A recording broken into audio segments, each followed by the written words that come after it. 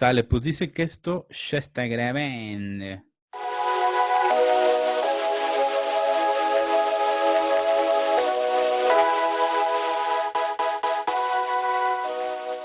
Hola amigos, ¿cómo están? Buenas tardes, bienvenidos a su podcast La Peste, capítulo número 4, Cuatro. ¿verdad? 4. La semana pasada no nos pudimos conectar ni grabar nada, amigos, disculpen. Ya sabemos que millones de personas estaban esperando nuestro podcast, pero bueno, pues esta tarde sí se hizo y este martes ya estamos aquí con todos ustedes. Hoy nuestro amigo Memo no va a poder estar por motivos personales.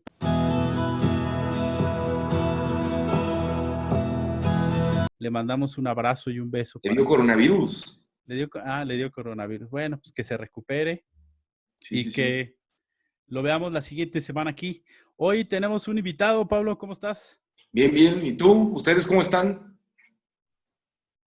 Excelente, excelente. Vamos a presentar a nuestro invitado. Su Claro, nombre un es, gran amigo desde la prepa. sí, Gerardo Vela. Él es especialista y maestro en Derecho Civil por la Universidad de La Salle.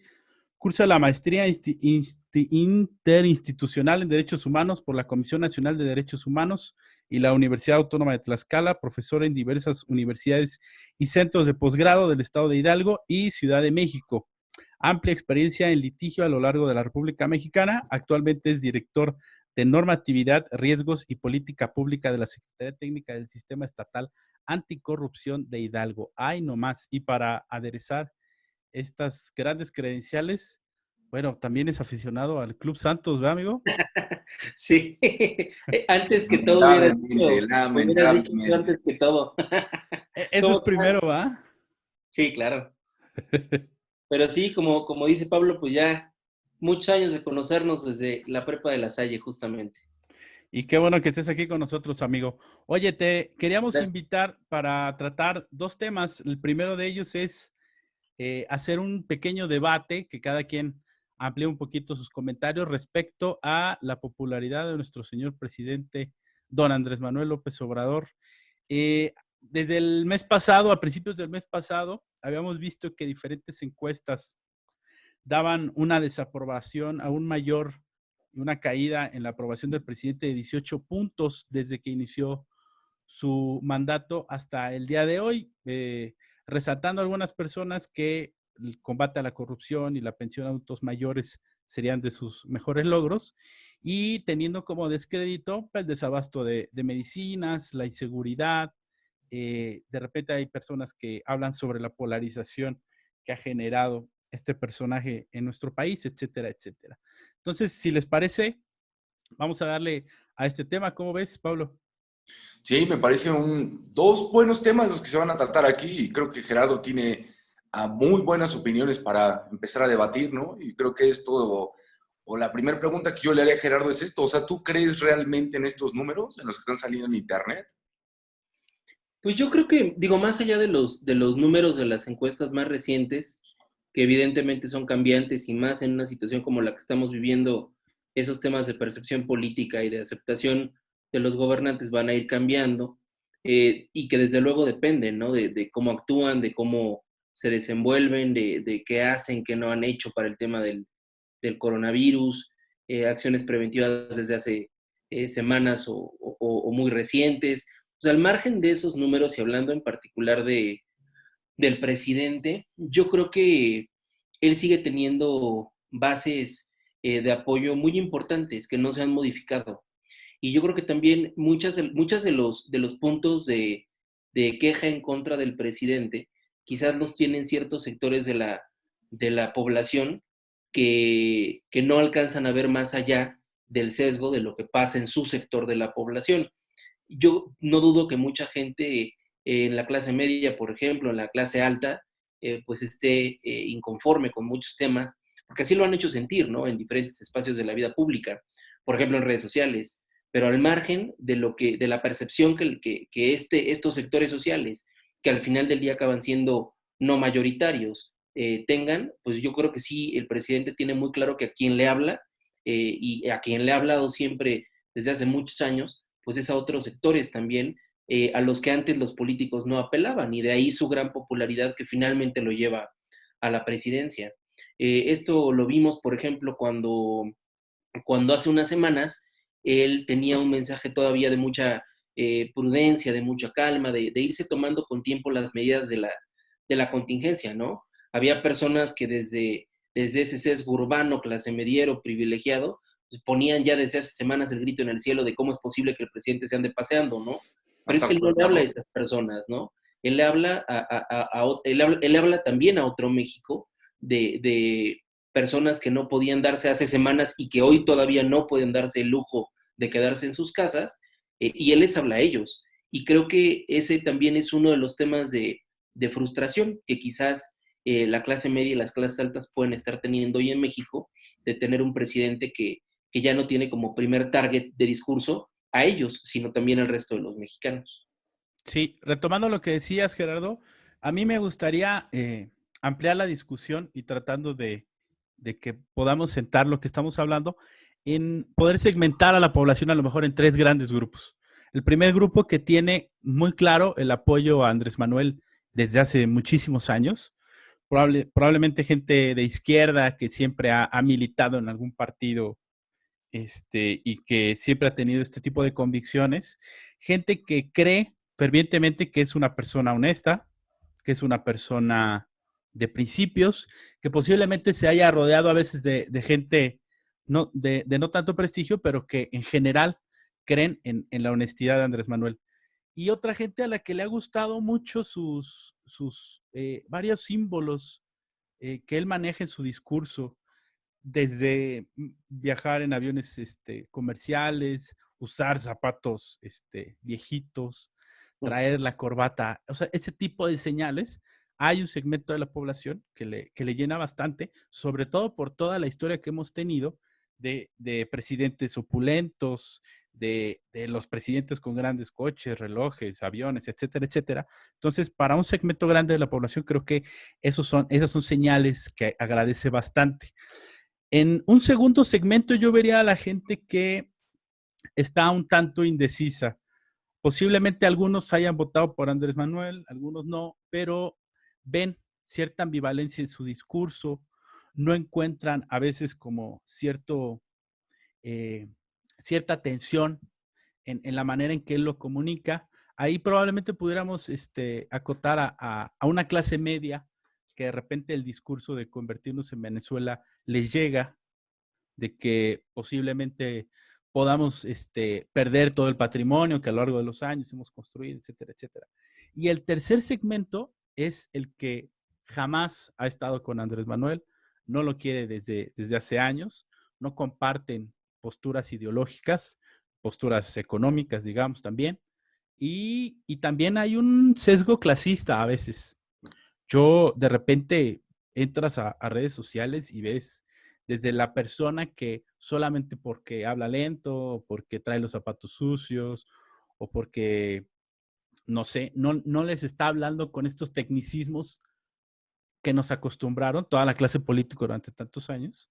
Entonces, sienten que no les está representando. Y en este grupo también abordaría a la clase empresarial que perdió ciertos privilegios y que siente que el país se les está yendo de las manos junto con el dinero que tienen que pagar o que nunca han pagado y que ahora tienen que pagar. ¿Cómo ves, Pablo? Pues sí, yo pienso que sí está bien un poco la clasificación, aunque creo que mucha de la gente que votó el año pasado, en el 18, también fue gente que tal vez no apoyaba completamente a Andrés Manuel, pero que veía en él la opción menos peor, ¿no? Que creo que yo me incluyo un poco en eso, ¿no? Creo que Andrés Manuel no es el ideal, sino fue el menos peor. O sea, me imagino un escenario de coronavirus con Mid o con Anaya, con la propia Margarita, y creo que esto... Sí, tendremos a la policía en las calles metiendo a la gente a sus casas. Sí, y no, Sí. y una de las cosas que me hace fundamental es que, o sea, el endeudamiento, ¿no? Sí, además. Que para Sí, mí creo que es algo muy importante. Bueno, ¿tú qué piensas, Gera? sí, perdón, perdón. Yo creo que como un panorama general, ¿no? Sí, sí acompañaría la clasificación que dice Alejandro, pero creo que dentro de esa misma clasificación hay acotaciones o excepciones. O sea, sí creo que también dentro de la clase baja y media, por ejemplo, hay personas que tienen pues siempre esta tendencia aspiracional a ser de clase alta, ¿no? Y que no se dan cuenta de los procesos de alienación y de captura de conciencia que sufren desde el propio capitalismo, ¿no? Y esto provoca entonces que se conviertan en un producto acabado en defensa de políticas que hemos tenido durante tantos años, no solo en México, sino en toda la región latinoamericana y en otros países del mundo. También vamos a encontrar gente, obviamente, en una clase baja, en una clase media, que tienen una amplia conciencia social y que son capaces de ver más allá de su sesgo y de su privilegio para poder entonces, pues, construir o abonar a la construcción de otro tipo de sociedad pensando en lo colectivo. Y también puede pasar en la clase alta, ¿no? Al final del día también hoy el presidente tiene aliados empresarios, ¿no? Quizás un sector muy claro, muy específico, y habrá mucho empresario de medio pelo y de gran tamaño que sí está a disgusto, ¿no? Con el hecho de que ganó y que no le queda de otra más que tratar de coordinarse con el nuevo gobierno. Más allá de la figura propiamente del presidente Andrés Manuel, yo creo que lo más importante que al día de hoy creo que para muchas personas genera esperanza de que haya ganado y de la 4T, es que al margen de cómo piense él, sí le da cabida a muchas luchas y a muchos movimientos que nunca antes habían tenido cabida y que pueden disentir incluso con él, o de él más bien.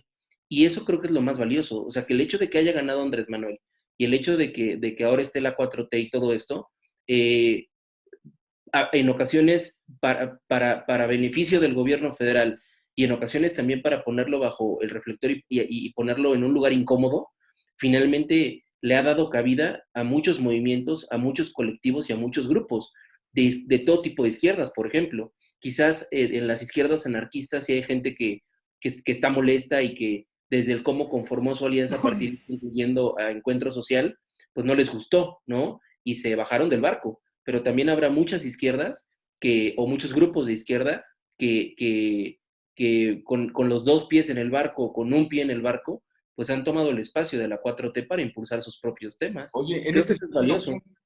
yo tengo una pregunta. Estas políticas que pasaron antes del coronavirus de meter dentro de la Constitución eh, los apoyos a los adultos mayores y a estudiantes, ¿tú crees que no es un arma de doble filo? O sea, yo he escuchado a algunos abogados que se frotan las manos con los amparos, ¿no?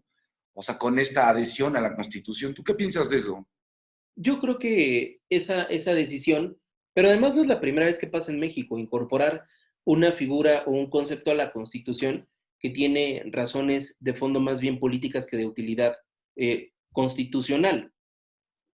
Podrías no tenerlo en la Constitución y de cualquier forma sostener programas sociales y además, y que es lo más importante, pues darles un seguimiento y darles una medición a través de indicadores para que entonces veas si sirven o no sirven. Eh, por ejemplo, en términos de política pública, y cuando ocupas un modelo de protección de derechos humanos para diseñar política pública, pues uno de los puntos es no generar políticas asistencialistas, ¿no?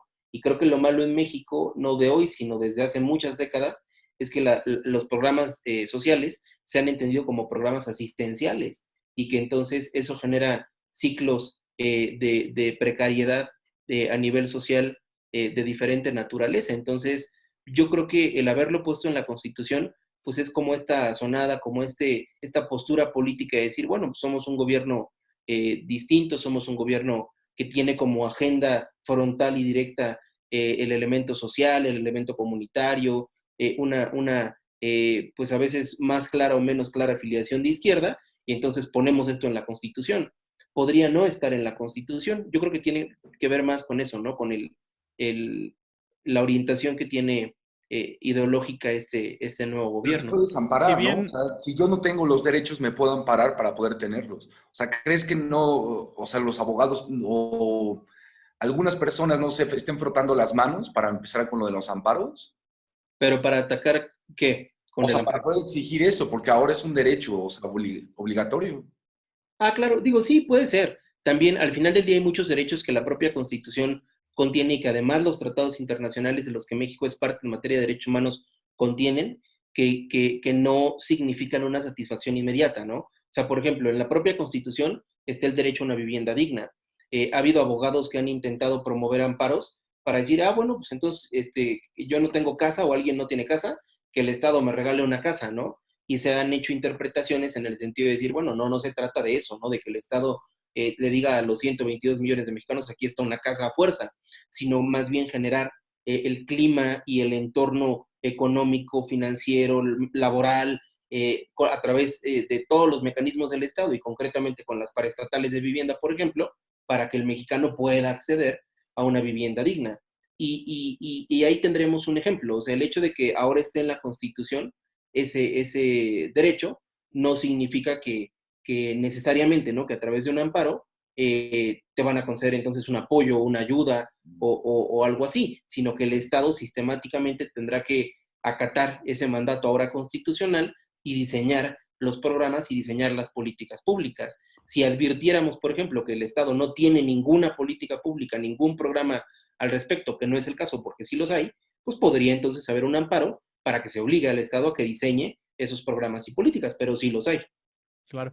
Si bien es cierto, algunos de los programas sociales de Andrés Manuel podrían catalogarse de asistencialistas, me parece que hay otros que podrían estar también en el rubro de desarrollo. Se me viene a la cabeza este programa para jóvenes construyendo el futuro, que regresando a nuestro tema principal de la aprobación en cuanto a estratos sociales, hay mucha gente que dice, pues, ¿cómo es posible que se le esté dando dinero a personas que no estudian ni trabajan? Esta forma de ver las cosas, de que los pobres son pobres porque quieren y porque no se ponen a trabajar. Al final vemos que la división entre chairos y fifís o gente que está a favor o en contra de López Obrador, esta ambivalencia dentro de la sociedad siempre ha existido. Siempre ha habido gente que, con base en salvaguardar sus privilegios, pues posiblemente pisotee los privilegios de alguien más. Eh, ¿Cómo ven ustedes esta parte de que la percepción a nivel general de que este presidente nos está dividiendo, cuando posiblemente ya tengamos desde hace muchísimo tiempo en este país una clara línea divisoria entre las personas que tienen y las personas que no tienen nada? Pues es muy interesante cómo Andrés Manuel ha jugado también con estos símbolos de la historia, ¿no? O sea, el mismo concepto de conservador está hasta en los libros de historia, ¿no? Que todos llevamos en la primaria. Y creo que es muy real, ¿no? Porque no solamente tiene una tendencia económica, sino también hasta una tendencia de pigmento, ¿no? O sea, se confunde la blancura con la riqueza todo el tiempo, ¿no? O sea, están como las cosas blancas y en realidad las cosas blancas son las cosas que en realidad cuestan mucho dinero, ¿no? O sea, yo creo que esto Como la no es cocaína. algo, esto no es algo nuevo, esto no es algo que inventó el presidente, o sea, nada más le quitó la sábana para que todo se destapara. Sí, posiblemente le dio voz a gente que no había tenido voz hasta este ¿Tú qué momento. piensas, Gera? ¿Crees que sí haya chairos y fifís? A mí, como impresión, me parece que la gente que más ha levantado la voz para dolerse de división y de segmentación o de polarización es la gente que nunca se tuvo antes que detener a revisar sus privilegios. Y sin generalizar, pero creo que sí son muchos de los casos. Puede haber excepciones que se duelan de polarización por otro tipo de razones de fondo, pero creo que en muchos de los casos se trata de gente que ahora se siente en una posición histórica, social, situacional de desventaja, ¿no? Y del otro lado, pues, del lado de la gente que siempre ha vivido, pues, oprimida, desaventajada, sí, y lacerada por procesos históricos de todo tipo, pues de pronto no le preocupa mucho ese tipo de divisiones, sino que más bien pues sigue hasta el día de hoy a la espera de un verdadero cambio, ¿no? Y digo a la espera de un verdadero cambio porque al final del día, en poco más de un año, tampoco vas a cambiar un país después de tantas décadas y después de tantas cosas, ¿no? Y entonces mucha gente sigue a la espera de un cambio. Ojalá que con este sexenio y que con los que sigan, pues se pueda materializar. Tampoco sabemos si así va a ser, ¿no? Finalmente, no se trata tampoco de convertirse en la apología del nuevo gobierno y de convertirse en entusiastas ciegos, ¿no? pero sí creo que esta es una oportunidad histórica importante, precisamente por lo que hace rato les decía, porque ahora personas que no tenían voz están teniendo voz y personas que no tenían espacios están teniendo espacios. Y eso no significa que también a quien tradicionalmente o históricamente ha sido dueña de capital o ha tenido privilegios o ha tenido educación se le tenga que dejar de lado. Pero creo que hay mucha gente que se duele de polarización, pero que tampoco ha entendido que las cosas ya cambiaron y que tienen que cambiar. Porque la sociedad en la que vivimos en realidad no es justa, en realidad no es equitativa. Y es muy sencillo hablar desde lo teórico, desde lo general, desde lo dogmático, pero hay que buscar las desigualdades en relaciones materiales e históricas concretas y ponerle rostro a las personas que nuestra sociedad pues sistemáticamente ha apartado. Y Oye, si creo que poner estos temas sobre la mesa significa dividir, pues entonces estamos entendiendo mal todo. Claro. Pero creo que una de estas cosas, y creo que algunos empresarios o esta gente que se ha hecho de dinero, sí ha sido a costa del Estado y a costa de un proceso de corrupción. Y también, o sea, y en este sentido, o sea, yo pondría una de las cosas, ¿no? O sea, hoy creo que estamos viendo una gran cantidad de la población a cuestiones con contratos colectivos de trabajo que ya no hay, este, o que ya no tenemos derechos laborales, ¿no? O sea, hace mucho tiempo y hace una generación entera que no tenemos derechos laborales. En realidad nosotros, en realidad no tenemos contrato, trabajamos por horas. Bueno, nosotros que somos docentes, ¿no? Em, y te pregunto, ¿no? O sea, como en este sentido y como abogado, ¿qué pasa con esta gente que hoy, a 2020, abril 2020, no tenemos contrato colectivo de trabajo? O sea, ¿cómo podemos exigir hoy un contrato? Porque se transformaron las leyes, ¿no? Se transformó la ley sindical, hay una nueva ley del trabajo, bueno, modificada. ¿Qué pasa con esto? O sea, ¿cómo nos los puedes traducir? Ahí, bueno, hay distintos puntos, ¿no? que precisar. Yo sí creo que la Constitución o las leyes garantizan a veces cosas que la realidad no garantiza.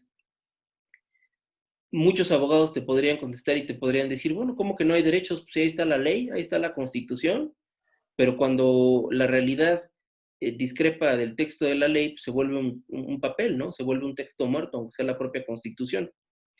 Eh, Ahora, en el caso específico de lo laboral, lo cierto es que cuando una persona trabaja para un patrón y lo hace teniendo jornada, lo hace teniendo un horario y lo hace teniendo una remuneración y subordinación, se genera una relación de trabajo, aunque no esté puesta en un documento.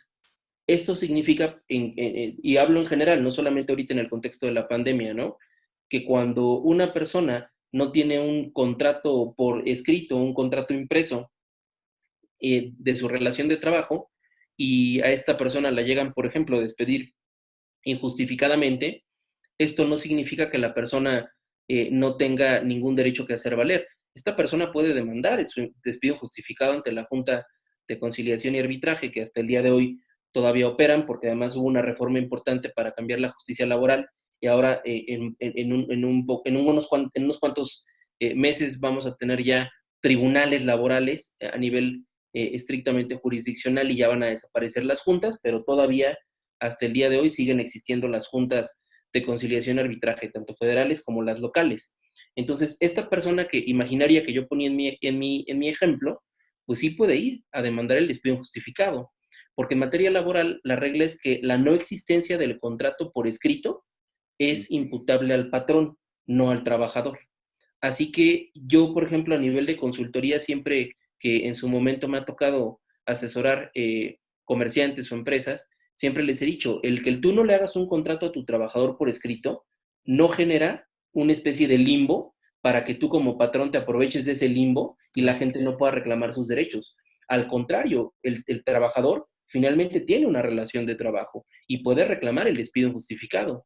Y como la no existencia del contrato es imputable al patrón, si el trabajador te demanda y dice, pues yo ganaba 50,000 pesos mensuales, cuando en realidad ganaba 10,000 pesos mensuales, al que le va a tocar demostrar que no ganaba 50, pero que ganaba 10, es al patrón, porque el que no haya un contrato por escrito es imputable para el patrón.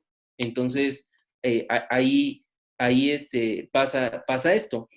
Al margen de que en una empresa o de que en algún lugar no hay un contrato colectivo, si una persona trabaja, insisto, bajo estos elementos de un horario de trabajo, una remuneración y una subordinación, entonces sí hay una relación de trabajo y sí se puede demandar. Bueno, y Lo al margen ideal también sería de que... que haya justicia en este país, ¿no? ¿Mande?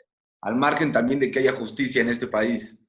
Sí, sí, claro. La materia laboral es muy, muy particular y finalmente yo creo que a nivel procesal y a nivel real de las juntas, pues a veces lo que lacera mucho es la carga de trabajo. Obviamente el entorno, el ambiente jurídico, pues a veces no es muy ético, ¿no? O muchas de las veces no es muy ético, pero también sí hay muchos asuntos en los que los trabajadores salen adelante, ¿no?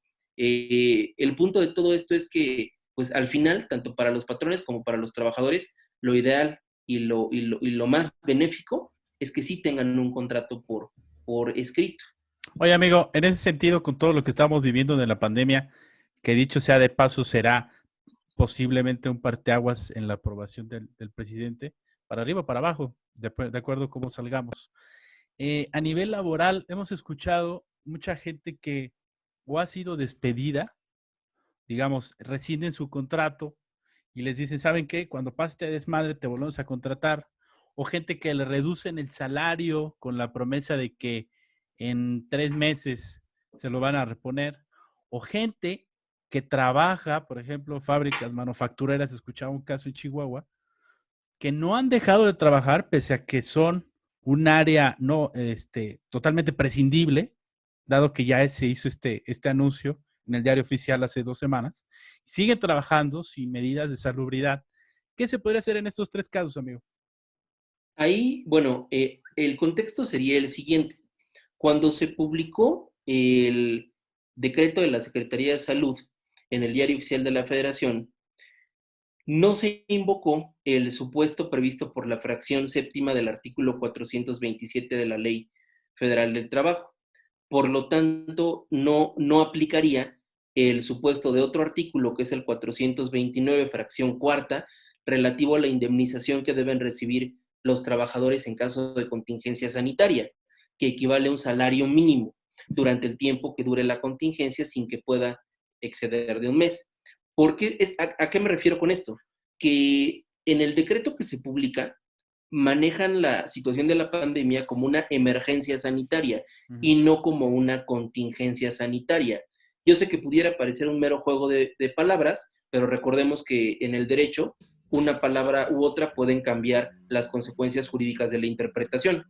Entonces, al no haberse utilizado el término contingencia sanitaria, sino emergencia sanitaria, no aplica esa situación de que los patrones puedan decirle a la gente, te vas a tu casa y no te voy a pagar tu sueldo normal, sino solamente la indemnización que consiste en un salario mínimo durante el tiempo que dure la contingencia. Dicho de otra forma, hasta el día de hoy, por los términos del acuerdo que se publica en el Diario Oficial de la Federación, los patrones tienen que pagar los salarios íntegros, no pueden pagar solamente una parte o dejar de pagar, ni mucho menos pueden despedir a las personas. Si a una persona hoy se le despide o se le reduce el pago de su salario completo o se le paga solamente una parte del salario, es una situación ilegal. Entonces, no, hay que tener mucho cuidado con esta situación. Si el acuerdo hubiese contemplado el tema de la contingencia sanitaria, entonces estaríamos hablando de algo distinto. Pero el hecho es ese, o sea, el hecho, digo, para ser más claro, lo recapitulo. O sea, al día de hoy, las empresas, los centros de trabajo, tienen que pagar salario completo y no pueden despedir a los trabajadores.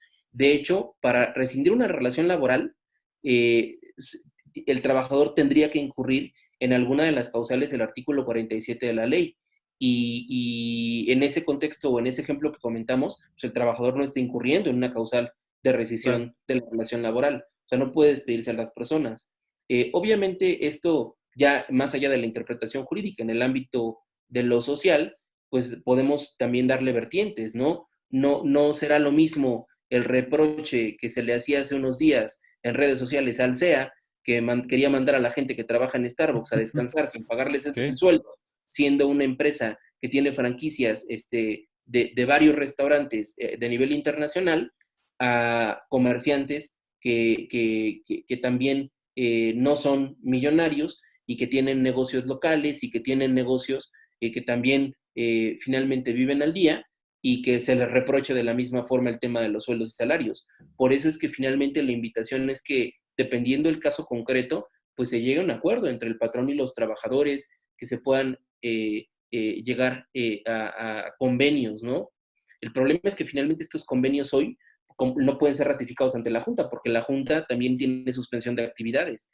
Entonces, Puta, solamente está abierta para recibir temas muy específicos dentro de los cuales no se incluye esto.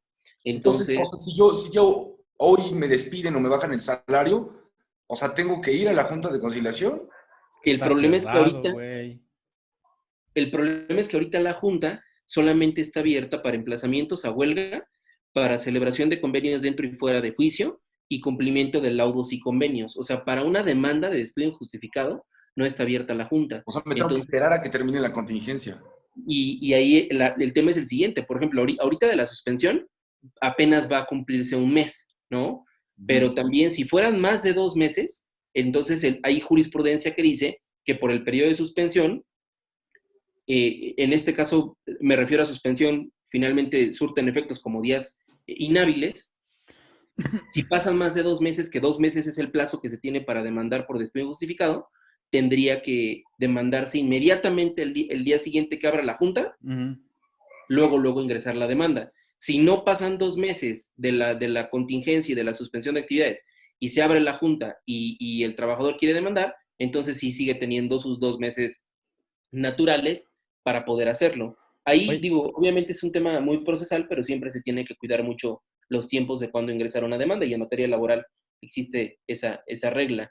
Pero oye, hoy, amigo, Bueno, sí, oye, carnal, oye, ta- hay una pregunta, como puro chisme. ¿Tú qué piensas de la desaparición de las juntas de conciliación y arbitraje? yo pienso que va a ser bueno. Las juntas de conciliación, además del tema de, de, de la carga de trabajo y la lentitud, pues tienen otro tipo de problemas y rezagos también estructurales, ¿no? En su propio diseño. Entonces yo creo que sí, darle esa especialidad y darle ya esa facultad de impartir justicia laboral al Poder Judicial, que es al que constitucional y formalmente le corresponde, es bueno, porque las juntas, tanto la federal como la local, pues son entes administrativos formalmente, pero que materialmente cumplen con una función jurisdiccional. Y pues la verdad es que la función formal jurisdiccional le corresponde a los poderes judiciales. Entonces ahora a nivel federal y a nivel local, en todos los estados, va a haber tribunales laborales. Yo espero Bueno, que, esperemos que esté preparado también el Poder Judicial, económicamente también, ¿no? pues mira, ya se vivió la experiencia no tan lejana del sistema de justicia penal, de los juicios orales, del sistema acusatorio. Y para bien o para mal, pues finalmente se ha implementado, ¿no? Hidalgo ha sido uno de los estados que creo que lo ha logrado mejor que otros, pero bueno, ahí está una experiencia de no hace mucho tiempo. Sí, sin duda va a ser un reto importante en materia de justicia el tema de los nuevos tribunales laborales. Eso sí, tampoco nadie dice que va a ser fácil, al contrario, seguramente es algo muy complejo. qué chido, amigo. Oye, amigo, cualquier persona que nos esté escuchando y que te quiera localizar para alguna de cuestión laboral, de alguna demanda, alguna duda, etcétera, invitarte a salir o... Ah, no, ya estás casado, amigo. Sí, ya estoy No, casado. tú no más dudas jurisdiccionales. ¿Dónde te Sí, podemos localizar? bueno, ahora mismo como ahí retomabas en mi reseña curricular, estoy trabajando como servidor público, entonces para cualquier duda académica o consulta general, pues digo, en mis redes sociales soy muy localizable, ¿no? Van a Gerardo aparecer, Vela, van a aparecer. ándale. Tanto en Facebook como en Twitter, Gerardo Vela, digo, para cualquier intercambio de ideas, bienvenido. No tanto para asesoría jurídica como tal. Políticas. Pero también lo que sí es cierto es que por ahí, pues tienen, por ejemplo, a nivel del Estado, la Procuraduría Estatal de Defensa del Trabajo sí está abierta para asesoría, tanto en Internet como por un chat en línea que tienen ellos. Entonces creo que si un trabajador hoy tuviera alguna situación así, la invitación, digamos, sería, pues sí que vayan a la Procuraduría Estatal de la Defensa del Trabajo. Sí, nada más rápido, en caso de que haya alguien que se le reducen el sueldo, pero los muy culeros no tienen no mandan ningún oficio, lo hacen solamente verbal, ¿cómo podrían ellos comprobar que que dicha reducción se llevó a cabo? Ah, es que la carga de la prueba sería al revés. Tú como trabajador dices, no me pagaron o no me pagaron completo. Al que le toca demostrar que sí te pagó o que te pagó completo, sería el patrón. Ah, perfecto. Sí. Ah, ok, perfecto, amigo. Oye, pues muchísimas gracias. Estuvo No, muy con chido, mucho. amigo. Muchísimos datos. Yo creo que mucha gente con un chingo de dudas que no sabe ni qué pedo. De repente, en los trabajos, en la calle, se escuchan muchas cosas y tener a alguien con tu sapiencia siempre ayuda para todo esto. No, con mucho gusto. Con mucho gusto. Ojalá se vuelva a Gracias, repetir, Gerardo. amigo. Sí, claro que sí. Cuando me inviten, con mucho gusto. Esperemos que Excelente. puedas estar, pero ya en vivo, terminando esta pandemia. Sí, oye, qué desmadre con todo Es esto. Pero más, bueno, ¿por qué no lo dejamos el fin de semana que sea el América Santos? pero ahora que regrese la liga, ¿no? No sé si regrese la liga. O Pues sea, bueno, ahora el día que, que hora. ahora que haya algún América Santos, con mucho gusto. Pero, En, oye, en este torneo o en alguno que siga. ahí te va la pregunta, la vuelta. ¿Tú le darías el título a Cruz Azul? Yo no, yo no. Yo diría que así como están, si ya no hay tiempo, digo, o sea, si hubiera tiempo, que se avienten en jornadas dobles las jornadas que faltan. Si ya no hubiera tiempo, que así como están, los Los 8 en la ocho tabla, a que le liguilla. entren a la liguilla. Porque además Sí. sería una forma muy lamentable de ganar el título, ¿no? Para Cruz ¿A Azul. lo Cruz Azul? No, Sí. pero no les vas a ver, güey. No, no les vas a ver. Al contrario. Sí. Algo que les den, algo que le caiga a esa afición. Y ahora además ya van a desaparecer la liga de ascenso. Ascenso, ese es otro pedo, Qué, ¿eh? qué mamada, la verdad. Sí, la verdad. Deberíamos hacer otro programa de fútbol, ¿no? Sí, estaría bueno igual. A Ese, ver qué ese onda tema con eso. estaría bueno platicarlo, el de la liga de ascenso y toda la porquería que están haciendo. Oye, y yo creo que los jugadores del ascenso pueden actuar jurídicamente porque ellos tienen contratos de 3, 4, 5 años y de Sí. repente en esos contratos vienen cláusulas por si el equipo asciende o qué va a pasar con el salario. Yo creo que va a haber muchos pedos por ahí, ¿no? Ahí es una, sí pueden intentarlo. Ahí fíjate que no soy experto en ese tema porque además del derecho laboral, se combina con los temas de derecho deportivo. Y finalmente, por lo que sé, los deportistas en esos casos, por ejemplo, cuando están jurisdiccionados a alguna federación reconocida a nivel nacional o internacional, como es la Federación Mexicana, pueden también recurrir al famoso tribunal deportivo, al TAS creo que se llama, o no sé cómo, no Ah, sí. estoy muy seguro. Pero sí, seguro algo pueden intentar, ¿eh? Bueno, Ojalá, si ¿no? no podías cagarla más, la Federación de Fútbol Mexicana la caga todavía más, ¿no? Pero es Porque que no es lo que les preocupa. A y ellos les ascenso era una preocupa porquería, el ¿no? negocio, Puro dinero, sí, cómo no. Pero ¿sí? bueno, pues muchas gracias por haber estado, amigo Gerardo. No, con Amigo, mucho gusto. gracias. Cuídense mucho, que estén muy bien, me dio mucho gusto saludarlos. Igualmente, hasta luego. Bye, bye, bye.